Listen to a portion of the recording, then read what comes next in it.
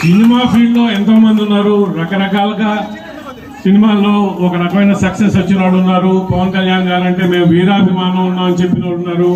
కానీ ఎవరు కూడా ఈ విధంగా బహిర్గతంగా వచ్చి నేను పవన్ కళ్యాణ్ గారి పార్టీలో చేరి మీరు ఏమి సేవ చేయమన్నా చేస్తానని చెప్పి రాష్ట్రం అంతటా తిరిగి ఒక్క దగ్గర కాదు, రాష్ట్రంలో ఎక్కడ పంపిస్తే జానీ మాస్టర్ గారు మీకు ఇవాళ ఇక్కడ పోవాల్సి ఉందంటే ఏ రోజు కూడా నో అని చెప్పకుండా పిఠాపురంలో అయితే చాలా రోజులు మకా వయసు చేశారు. పిఠాపురమే కాదు, రాష్ట్రం అంతటా మన పవన్ కళ్యాణ్ గారి ఆదేశాల మేరకు మొత్తం తిరిగి మన జనసేన పార్టీ ఈ విజయం ఏదైతే ఉందో అఖండ విజయం, దానికి కూడా ఆయన వంతు కృషి చేసి ఖచ్చితంగా కూడా పవన్ కళ్యాణ్ గారి మన్నతలు పొంది మా అందరూ కూడా చాలా జానీ మాస్టర్ మనవాడు ఎంత చేశాడని చెప్పి ఎంతో మేము ఉపయోగ విధంగా చేసిన జానీ మాస్టర్ ఇవాళ మన మధ్యలో ఉండడం నాకు ఎంతో ఆనందంగా ఉంది.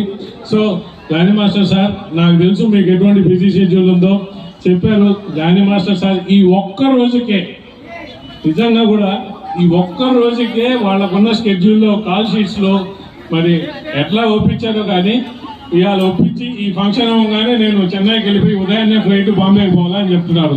ఎంత బిజీ షెడ్యూల్లో నెల్లూరు ప్రజల మీద పవన్ కళ్యాణ్ మీద ఆయనకున్న మమకారం దీన్ని బట్టి తెలుస్తుంది. జానీ మాస్టర్ సార్, మీ అందరూ మేము నెల్లూరు జనసేన పార్టీ తరఫున, నెల్లూరు జన సైనికుల తరఫున నిజంగా కూడా నేను హృదయపూర్వక ధన్యవాదాలు చెప్పుకుంటున్నాను మీకు.